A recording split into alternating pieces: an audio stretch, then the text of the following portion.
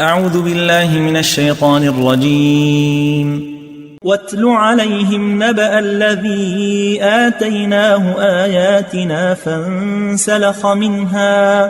فانسلخ منها فأتبعه الشيطان فكان من الغاوين.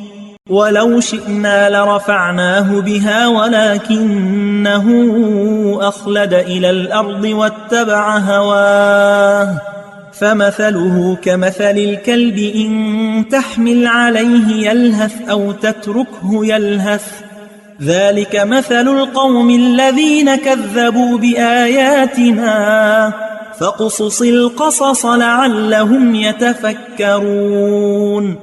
ساء مثلا القوم الذين كذبوا بآياتنا وأنفسهم كانوا يظلمون.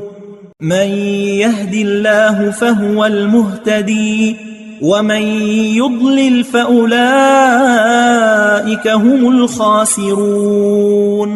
ولقد ذرأنا لجهنم كثيرا من الجن والإنس لهم قلوب